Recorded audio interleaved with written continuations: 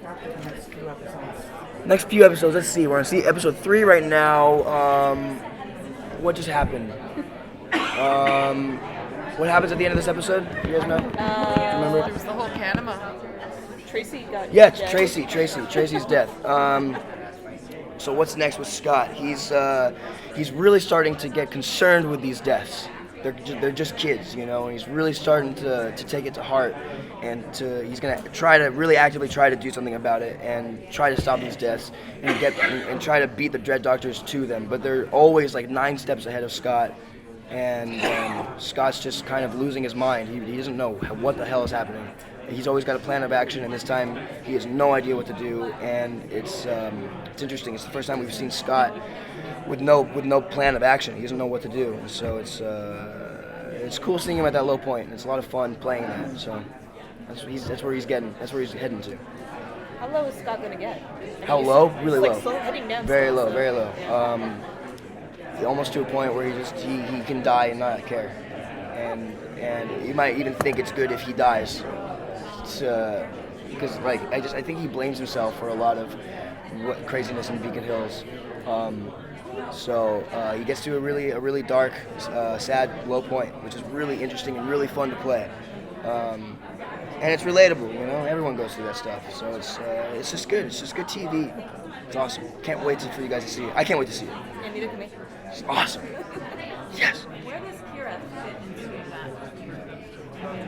Into him, well, she's his rock, you know, so he leans on her for support, and hey, nice phone case, yo.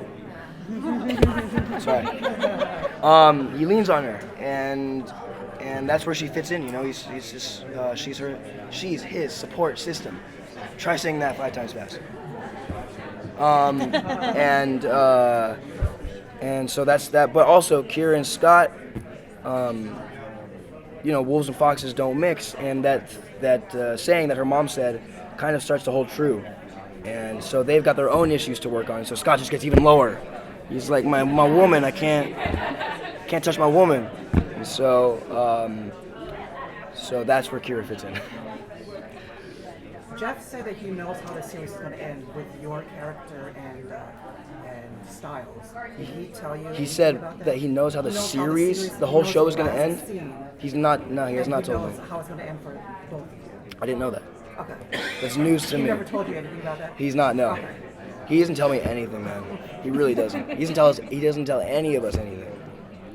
Speaking of Styles, there's some tension There going up is. between Scott and There Styles. really is. Yeah. That must be a really neat dynamic to explore. It really for you is. guys. It's a really neat dynamic.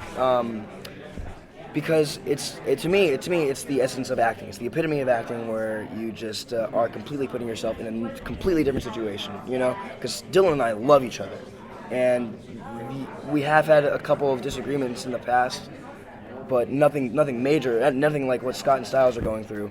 But it's fun because we're never like that. So it's really interesting to put yourself into this situation, this other body, and just step away from you.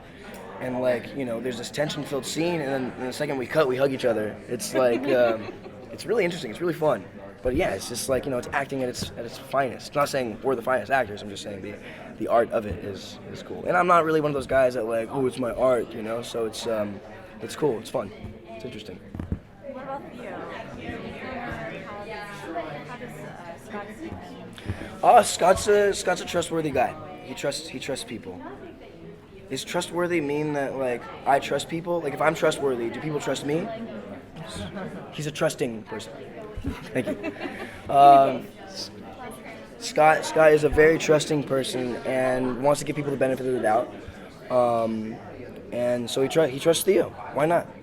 But Beacon Hills is crazy, and there are a lot of double crossings and stuff like that. So I think he is in the back of his head. He's got his guard up a little bit, but you know, Theo ends up becoming a friend of Scott because he's there for him. So Scott's cool with Theo, but Styles ain't. Should he be cool with Theo? Theo's definitely got a plan. But Scott, you know, Scott can definitely handle himself. Maybe. Doesn't seem like it at the end of the season.